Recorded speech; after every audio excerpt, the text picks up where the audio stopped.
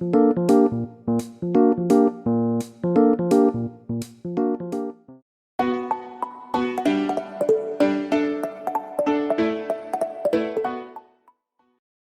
안녕하세요. 저는 지금 에어핏에서 대표 이사를 맡고 있는 김태현이라고 하고요. 이번에 데이터 비즈니스 컨설팅 통해서 대표님 소개받고, 교수님 소개받고 이 방에 입문하게 되었습니다.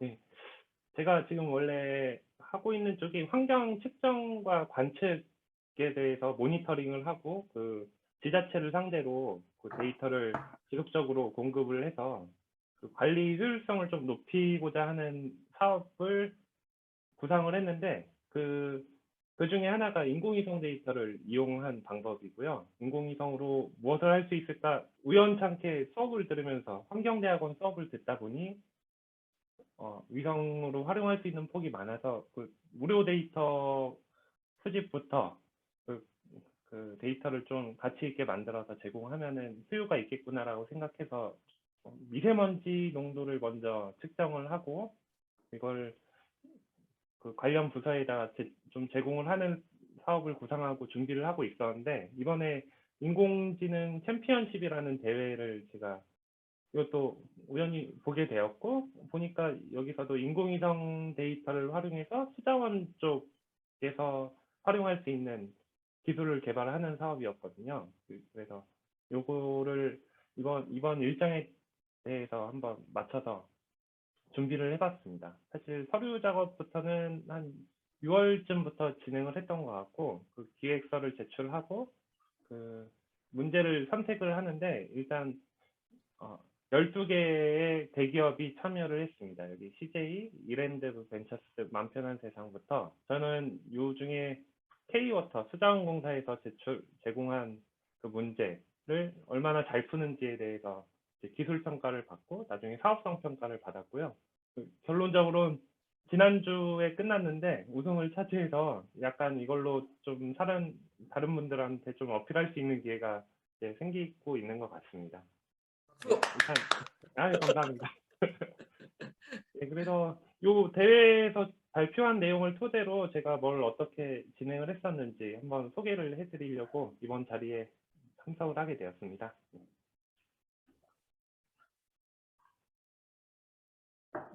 이게 그 데스타 해결사 플랫폼 2탄이라는 인공지능 챔피언십 모집 공고였고, 이 사업의 목적은 대기업과 스타트업이 협업 과제를 제안해서 해결하면서 대기업이 못 푸는 문제를 스타트업이 어떻게 해결하는지 그런 풀 수 있는 팀을 좀 발굴하는 취지에서의 문제였고요. 아까 말씀드린 것처럼 12개의 과제를 그 각 기관마다 각각 제출을 했고, 수자원공사의 문제에서는 위성 영상을 활용해서 한반도 주요 댐 주변의 수위가 얼만큼 변동하는지 방류 여부를 감지하고 뭐 예측하는 인공지능을 활용한 모니터링 기술이라고 해서 이때 그 하천 유역의 레이더 SAR라고 하는 그 흑백 영상 같은 이미지 데이터를 제공받았고, 추가로 센티넬2라고 하는 그 약간 12개의 파장값이 포함되어 있는 그 위성 데이터를 제공받아서 그때의 그댐 높이가 어떻게 변하는지, 그리고 물이 얼만큼 추가로 들어왔는지 이거에 대해서 문제를 풀게 되었습니다. 네. 그래서 절차가 아까 좀 길었는데, 좀 1차에서 총 서류 평가를 통해서 6개 팀을 좀 뽑았고, 그 6개 팀 중에 그 기술 평가를 통해서 문제를 얼마나 잘 푸는지를 따져서 기술 평가를 통해서 3팀을 추려냈고요. 3팀 중에 마지막 최종 평가를 통해서 제일 기술력이랑 그 사업 계획이 괜찮은 팀을 추려내는 절차가 있었고, 이게 총 5개월 정도가 소요가 됐습니다. 네, 약간 네, 길었네요. 생각해보니까. 이게 그 공고 당시에 나왔던 문제고요. 이 오른쪽에 보이시는 사진이 그 센티넬 1 이미지를 싸라고 하는 그 흑백 노이즈가 포함되어 있는 그 영상을 제공받았고, 이걸 가지고 어떻게 물이 얼만큼 있는지, 물 높이가 어떤지에 대한 걸 맞추는 문제였습니다. 사실 위성 데이터가 되게 여러 가지가 있는데 그 위성 종류도 많고 각 종류마다 위성의 가지고 있는 그 데이터도 너무 다양하게 많아서 그 데이터를 이해하고 어떻게 활용할 수 있겠다라는 좀 전략을 세우는데 좀 오래 걸렸거든요. 저도 너무 많은 것 중에 경험하지 않았던 거다 보니까 이게 데이터 형식은 어떻게 생긴 것이고 그 용량은 어떻게 되고 그러면 어느 부분에서 처리를 해야 되고 그리고 좀 기존의 문헌을 좀 참고해서 이런 센티넬 1, 뭐 싸라고 하는 그 영상은 어떻게 처리를 해야지 효율적으로 그 문제를 풀 수 있는지 이 전략을 세우는데 문헌을 한 30개에서 한 40개 정도 검토를 했더라고요. 그래서 그런 과정이 있었고 최종적으로 푼 결과가 이제 저희가 오른쪽에 나왔는데 이번에 어, 각 팀들이 문제 정답을 모른 상태에서 제출을 하면 그 채점이 되는 방식인데요. 이게 케이글에서 운영하는 방식을 똑같이 따라했습니다. 그래서 저희가 그 오차율 기준으로 점수가 낮을수록 그 상위권에 진입할 수 있는데 이제 오차율 기준으로 2등이랑 좀 차이가 100점 이상 나는 걸로 이렇게 제출을 하고 끝났습니다. 여기서 제가 한번 보여드리고 싶었던 자료인데요. 이게 왼쪽과 오른쪽에 보이는 이 사이트가 인공위성 데이터를 무료로 받을 수 있는 사이트입니다.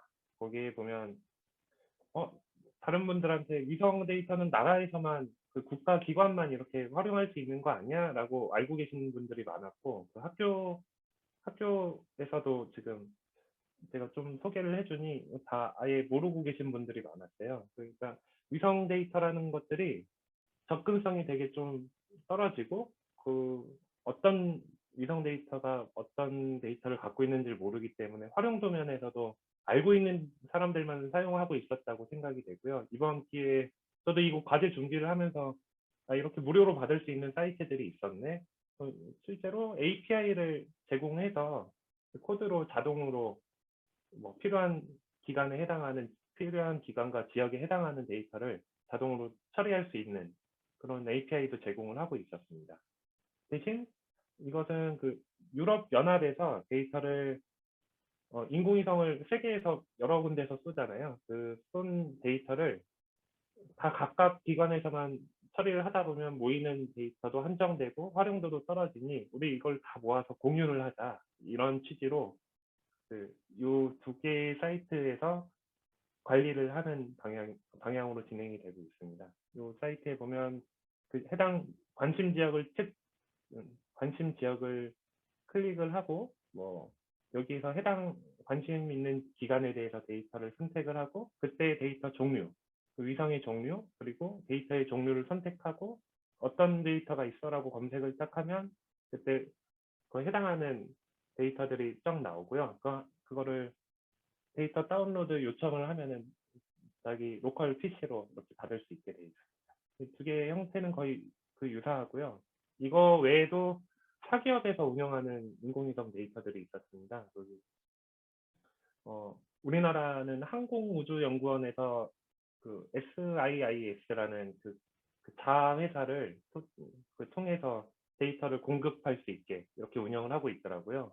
그래서 좀 고화질의 우리 거기서 판매하는 데이터들은 좀 용도가 또 다를 텐데 그 사진에서 보면 해상도가 높은 사진과 낮은 사진들이 있는데 고해상도 이미지들에 대해서 이렇게 판매를 하고 있었습니다.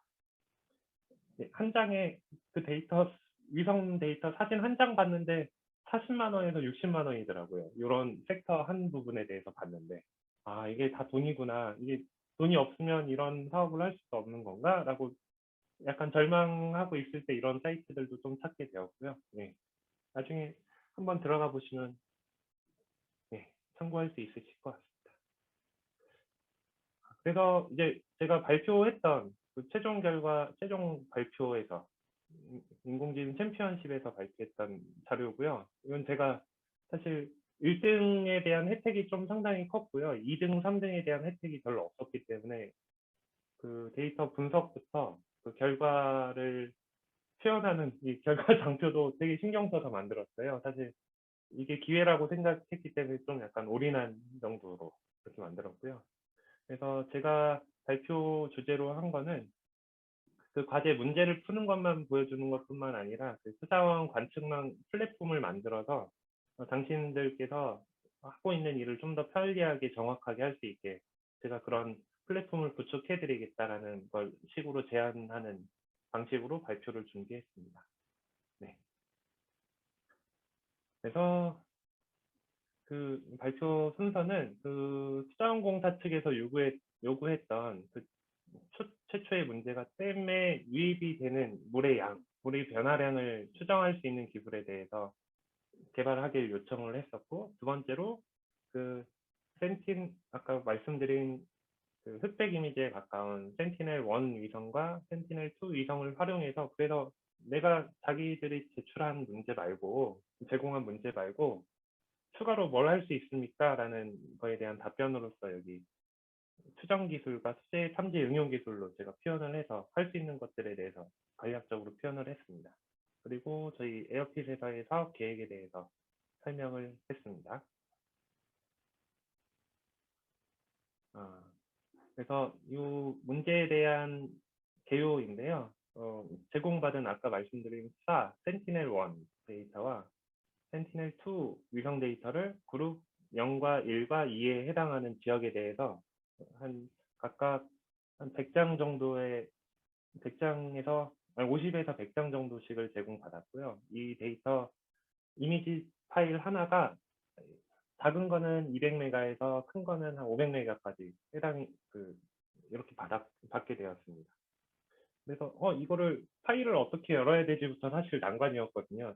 TIFF 파일이라는 그 TIFF 파일, 그 좌표가 포함되어 있고 거기에 해당 지역의 어떤 특정 밸류 값들이 포함되어 있는 TIFF 파일을 제공받았는데, 이것을 파이썬 상에서 이미지 표현을 하는 방식으로 표현하면 이런 식으로 나오고요.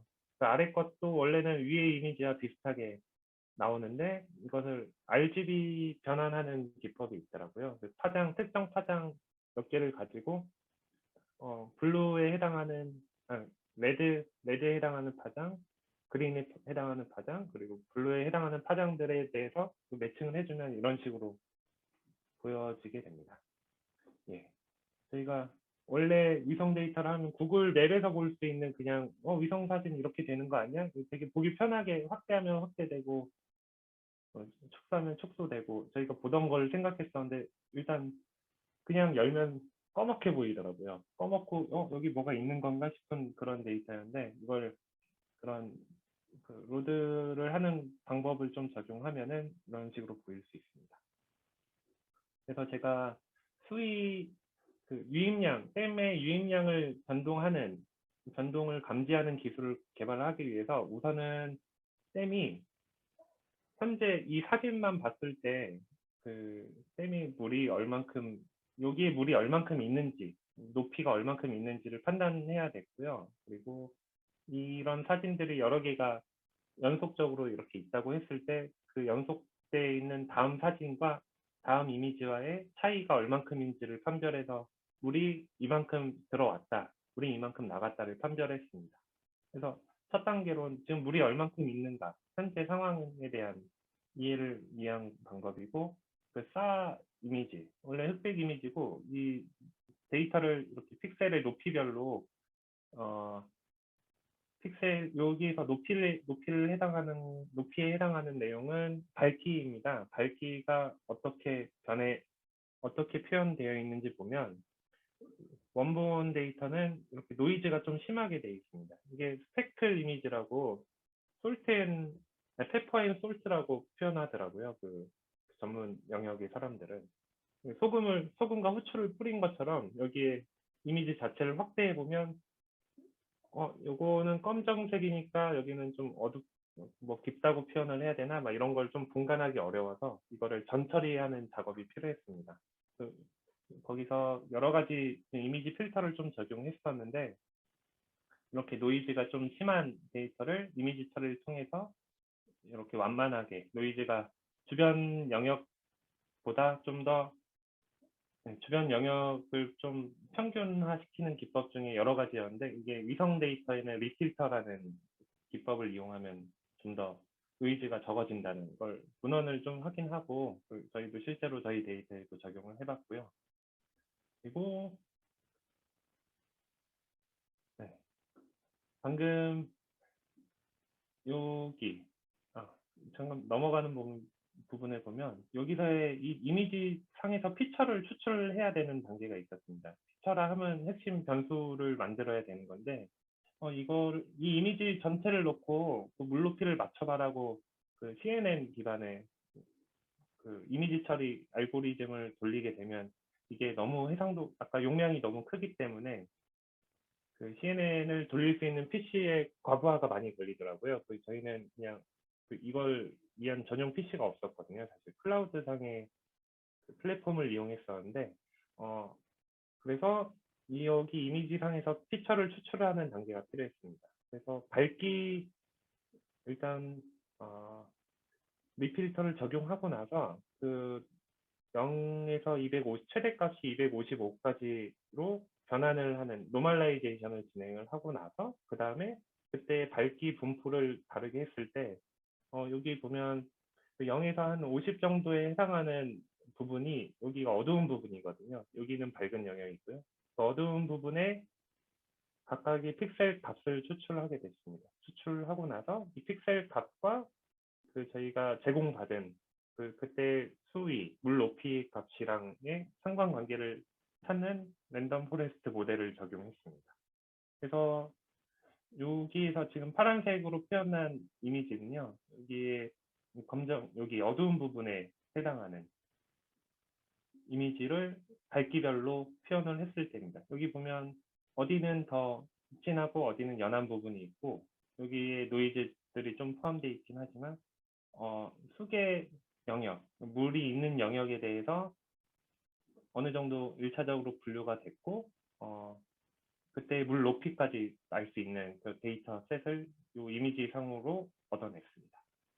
그래서 각 지역, 아까 3개의 지역에 해당하는 거라고 말씀드렸는데 그 각 지역별로 방금 전처리 과정과 그 피처를 추출하는 과정을 거치고 나서 물 높이, 거기 예, 메타데이터로 제공받은 물 높이와 그 용적량 데이터를 가지고 이 사진과 요거의 관계를 찾아내라는 랜덤 포레스트를 만들었고요. 그때 두 번째 단계에서 이 이미지에서 추출한 아까 댐 높이와 댐 용적량 그리고 다음 이미지와의 차이를 변수로 다시 만들었어요. 그 차이가 얼만큼, 수위가 얼만큼 변했는지, 용적량이 얼만큼 변했는지를 추가로 오픈 API를 이용해서 그 강우량이 어땠는지, 그리고 강우량의 변화값이 어땠는지. 변화값이란 이전 데이터에서 B가 10만큼 왔다고 쳤을 때, 다음 데이터가 0이었을 때 그 10만큼의 차이 값을 변수로 해서 요 추가 데이터 셋을 가지고 다시 물이 그럼 얼만큼 변했어? 라고 맞추라고 하는 단계를 다시 랜덤 포레스트로 적용했습니다. 그래서 오른쪽에 보시면 이게 각각의 그 트레인 셋과 테스트 셋에 대한 그물 높이와 용적량을 예측할 때의 민 에버리지 뭐였죠? 이게 MA 값, 민 앱솔루트 에러 밸류네요. 예, 이 값을 산출하고 이걸로 제출을 하게 됐습니다. 이게 간략적으로 이렇게 설명드린 내용이고요. 여기서 추가적으로 약간 인공지능 알고리즘인데 약간 기존의 수자원 공사 측에서 그냥 수기로 하던 방법이랑 이게 유사한 거 아니냐 이렇게 질문도 있었고 요거에 대해서 그 딥러닝 기법으로는 어떻게 이용할 수 있습니까? 라는 질문을 본선 평가에서 한번 질문을 받았고요. 그래서 딥러닝 기법을 이용한 방법도 적용해 보았습니다. 그 이미지 처리 기법 중에 이런 유넷이라는 알고리즘을 적용해 봤거든요. 그 센티넬 이 원본 데이터 잠시만요. 네, 여기 보시면 되는데 이 유넷이라 하면 U자 형태로 생긴 그 CNN 기반의 알고리즘이라 유넷이라고 부르는데 이 유넷을 이용하면 여기 왼쪽에 이렇게 세포 쪽에서 바이오 케미스트리 쪽에서 많이 쓰이는 그 기법 중에 하나인데, 여기에 노이즈가 좀 섞여 있지만 여기 뭔가 세포가 있는 것 같은데 여기는 세포인가 아닌가를 분류하기 위한 이미지 처리 때 많이 쓰이는 방법입니다. 요거를 유넷을 통해서 제공한 결과물로 뽑아냈을 때 오른쪽처럼 세포와 아닌 부분이 영역이 구분이 되고, 예, 그 세포의 수나 세포의 크기나 이런 걸 산출해낼 수 있습니다. 여기서 마찬가지로 수자원공사에서 제공한 원본 데이터와 두 번째, 여기가 물이고요. 여기는 물이 아니에요 라고 나온 마스크가 되어 있는 레이블이 되어 있다고 표현하는데, 그 레이블 데이터를 제공받아서 이렇고 이런 사진들은 여기는 물이고 물이 아니야를 알려준 다음에 마지막에 다시 원본 데이터를 적용을 하면, 그 유넷에 적용을 하면 유넷에서 이렇게 물과 물이 아닌 부분을 분류해서 결과까지 도출이 가능합니다. 그때 91% IOU 값이 어느 정도 그 마스크 이미지와 예측한 결과가 겹치는지에 대한 평가인데, 91% 정도가 1% 정도의 정확도로 요 알고리즘을 적용할 수 있었지만, 여기에서 유넷이 좀 부적합한 이유에 대해서 설명을 했습니다. 유넷은 여기가 물이냐 물이 아니냐는 판별할 수 있지만 물의 깊이에 대해서는 판별을 할 수 없었기 때문에 이번 문제에서는 유넷이 부적합했다라고 제가 설명을 했습니다. 그래서 결론적으로는 왼쪽이 유넷을 적용했을 때 그 수위에 대해서 그리고 용적량에 대해서의 추정한 결과고요. 제공받은 결과와 유넷과의 상관성을 나타낸 결과고, 오른쪽은 처음에 설명드린 그 물 높이, 그 밝기를 기반으로 한 영역으로 했을 때의 결과입니다. 또 보시는 것처럼 여기 요걸 예로 들어 드릴게요. 오른쪽 아래에 있는 걸 보면 저희가 예측한 댐의 용적량이 실제 댐의 용적량과 거의 84%에 거의 90% 가까이 90% 정도 수준에서 상관성을 나타내고 있습니다. 그래서 이게 모든 지역에 대해서 댐 지역 1번, 2번, 3번에 대해서 모두 이렇게 적합하게 할 수 있었습니다. 그래서 이걸 토대로 했을 때 결과가 더 적합했다는 거, 제가 상대적으로 좀 더 높았다는 거, 중간에 코드를 좀 정리를 하면서 실수했던 부분도 정리를 하다 보니 점수가 좀 더 개선이 됐거든요. 예, 그런 걸 어필을 했는데 그게 잘 통했던 것 같습니다. 그래서 다음은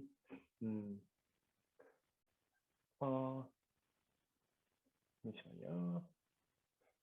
이거 방금 이 기술은 문제를 제공받았던 걸 어떻게 풀었느냐에 대한 내용이었고, 이번에는 수자원공사 측에서도 제일 원하고 있는 것들이 사실은 물이 그러면 얼만큼 변해서 어느 지역에 얼만큼 영향을 미칠 것 같아? 위험을 사전에 알 수 있지 않을까? 그걸 하려면 어떻게 해야 돼라는 그 요청이 있었습니다. 그래서 원본 이미지와 오늘 날짜의 이미지와 아마 예를 들어 열흘 전의 이미지와 열흘 후의 이미지를 비춰놨을 때 그 흙의 영역이 얼만큼 변했는지, 아까 밝기 부분이 어떻게 변했는지를 적용하면 이 그림처럼 어느 지역은 더 진해진 파란색은 물이 또 불어난 부분이고, 검정색으로 표현한 부분은 물이 감소한 부분입니다. 이렇게 해서 어느 지역이 어떻게 변했는지에 대해서 알 수 있고, 이거를 단연간의 데이터로도 적용을 해봤습니다. 여기 보시면 자세히 보시면 여기가 막 변하고 있습니다. 이게 10년 동안에 한 달 간격으로 데이터를 적용했을 때의 결과입니다. 각 지역별로 물이 이쪽은 여기는 방금 줄어들었다가 늘어났다 하는 것들이 볼 수 있고, 이 주변 지역에 어떤 영향을 미쳤는지 사전에 알 수 있게 하려면 이 데이터들을 방금 절차처럼 그 물이 얼만큼 어느 부분이 물인지, 이게 시계열에 따라서 어떻게 변하는지 패턴 분석도 적용을 해서, 그래서 이런 식의 변화일 때 앞으로 뭐 하루 후에는 열흘 후에는 어떻게 변할 것이라는 미래 예측을 적용할 수 있고, 만약에 수자원공사 측에서 어떤 케이스에는 수문을 연다든지 어떤 사전에 가뭄이 예상이 될 때는 거기서 행하는 그 행위들을 저희가 그 플랫폼 상에서 정보를 이런 식으로 수문을 열어야 돼요. 뭐 가뭄을 대비해야 됩니다라는 알람부터 뭐 이런 자동화할 수 있는 그 강화학습 기반의 이런 기술도 적용할 수 있다는 걸 설명을 했습니다. 그리고 이걸 또 할 수 있는 거 뭐가 있는지에 대해서 더 설명을 하기 위해서 이건 구글 어스 엔진이라는 그 플랫폼 상에서 데이터를 표현해 본 건데요. 여기 이 검정색 부분이 수계 영역이고 여기도 마찬가지로 연하고 진하고를 적용할 수 있었습니다. 그리고 그 여기 잠재적 침수 예상 지역이라고 제가 표현을 했는데 그 파란색으로 표현한 부분이 물의 영향을 받을 수 있는 지역에 대해서 이렇게 표현을 할 수 있고 그 농경지에 대해서도 아마 이런 피해가 있을 수 있다. 예상 지역에 대해서 표현을 할 수 있습니다. 그리고 그때 해당하는 사람들이 인구 수가 얼만큼 되는지, 어느 지역이 위험도가 높은지에 대한 그런 설명도 할 수 있는데 이걸 웹사이트에 들어가면 바로 볼 수 있어요. 이거를 구글 어스 엔진이라는 것도 좀 설명을 드리고 싶어서 이걸 포함시켰는데 구글은 참 대단하잖아요. 구글에서 인공위성 데이터 과학자들을 위해서 요 아까 다운받기 어려워 아까 제가 설명드린 그 사이트에서 일일이 받지 않아도 그 이미 구글에서 받아놓은 데이터를 자유롭게 분석에 활용해 볼 수 있도록 그 플랫폼을 제공하고 있습니다. 여기 한번 얘기 나온 김에 한번 제가 보여드릴게요.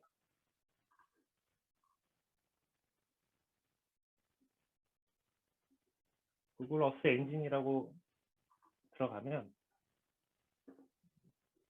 여기에서 위성 데이터와 종류에 대한 설명까지 잘 되어 있습니다. 여기에 사인업을 하고 디벨롭을 하면은 개발자 모드로 들어가면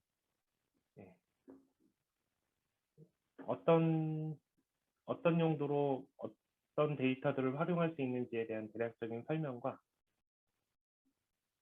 이걸 외부로 간단하게 적용할 수 있는 그런 기본 코드들도 제공을 하고 있습니다. 그래서 예를 들어 모디스 데이터라는 걸 들어가면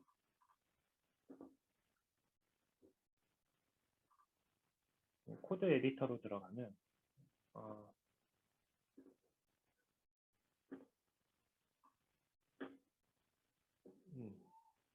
제가 했던 그런 샘플 데이터들도 있고 여기 왼쪽 메뉴에 보시면 위성 데이터셋도 되게 많고 여기서 코드를 이용해서 누군가 해놨던 샘플 데모들도 있습니다. 이런 걸 한번 클릭해서 런을 한번 돌려보면 바로 돼요. 이게 너무 구글을 정말 대단하구나 라고 느낀 부분인데 잠시만요.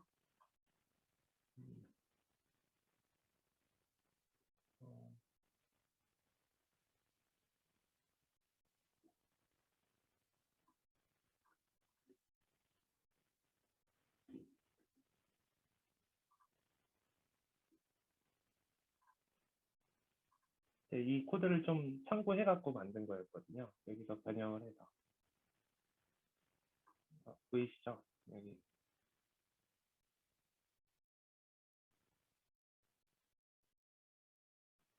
이게 방금 데이터 다운로드부터 뭔가의 코드를 적용해서 실시간으로 보여준 거고 간단히 웹페이지도 바로 만들 수 있습니다.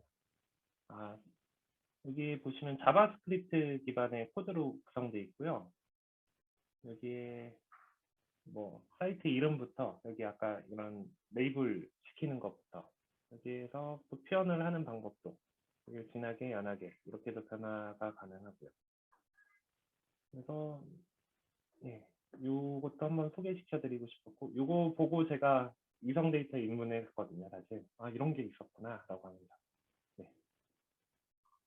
그리고 그걸 통해서 만든 사이트였고 이번에 센티넬2라는 데이터는 약간 아까 특성을 제대로 설명을 못 드렸는데 요 광학 영상입니다. 광학이라 하면 핸드폰 카메라로 고급 고화질 핸드폰 카메라가 위성에 달려 있다고 보시면 되는데 이것의 원본 이미지가 이렇게 생겼고 아까 초반에 설명드린 것처럼 위성 그 센티넬2 이미지의 RGB 그 화면을 변환을 하면 이렇게 구름과 그 지금 여름인 것 같죠? 그 초록색과 그 뭐 수계 영역도 좀 이렇게 구분할 수 있는 이런 이미지로 변환이 가능합니다.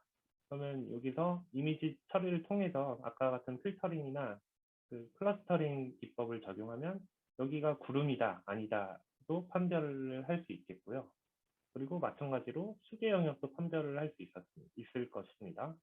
그리고 이것을 시멘틱 세그멘테이션 기법이라고 하더라고요. 그래서 다양하게 다양한 분야에서 많이 활용을 하고 있었고 제가 요, 요 시멘틱 세그멘테이션 기법을 이용해서 이렇게 정량적인 그 사물과 뭐 객체를 분류할 수 있다는 거에 대해서 설명을 했고 여기서 추가로 한 아이디어는 그 된 기법을 이용하면은 아까 구름 가려진 부분 안쪽은 어떻게 생겼을까도 추정이 가능할 걸로 예상이 된다고 이건 그 아이디어로서 얘기를 했습니다.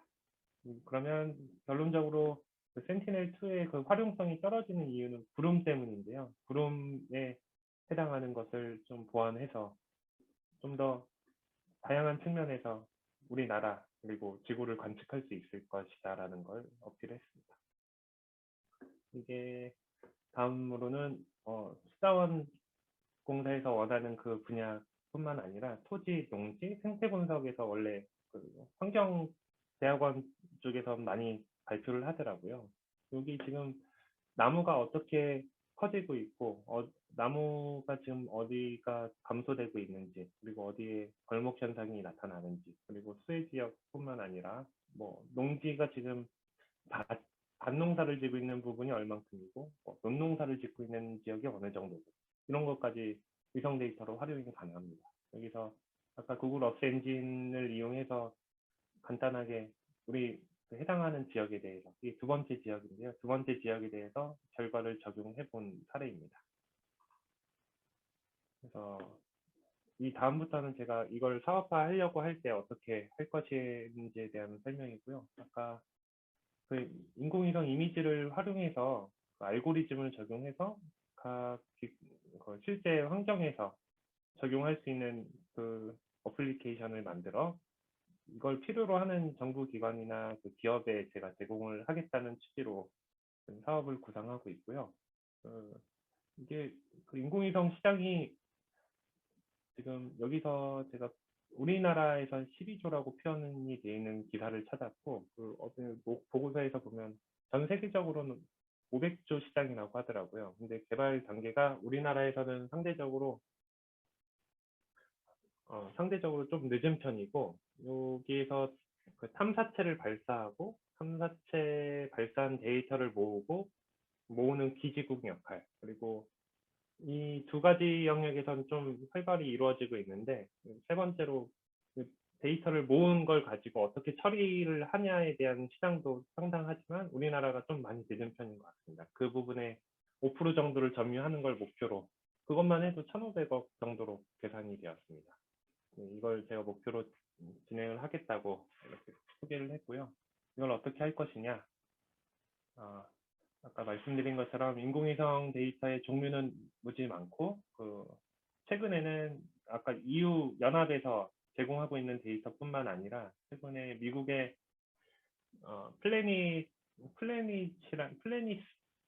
플래닛랩스라는 데서는 그 각 자체적으로 인공위성을 개발해서 이거를 띄우고 그 각자의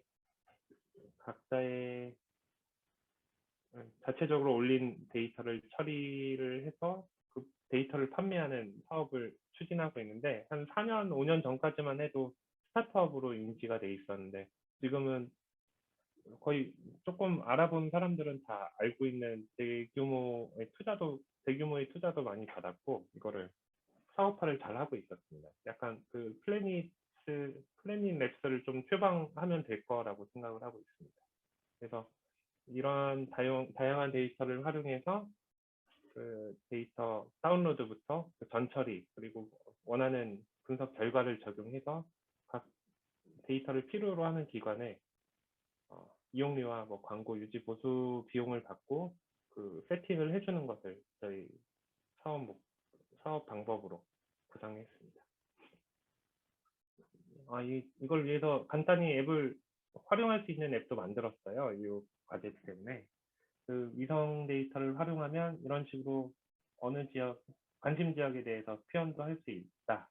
이것도 보여드렸고, 두 번째로 그 아까 수위 변동뿐만 아니라 그 먹는 물에 대한 이슈가 종종 나타나는데 어느 지역의 물이 오염도가 어떻더라, 탁도가 어떻더라, COD 값이 어떻더라 라는 것도 기존에 설치해 놓은 관공서의 그런 센서 데이터와 위성 데이터의 매칭을 통해서 추정이 가능합니다.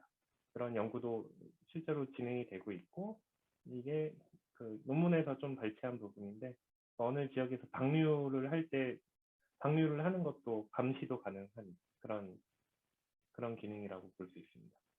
그래서 이런 수자원공사 측에서는 이런 방류 여부 감시, 수위 변동, 그리고 실시간 오염도 변화 등을 이렇게 관제할 수 있는 이런 플랫폼을 제공하겠다는 취지로 제안을 했습니다.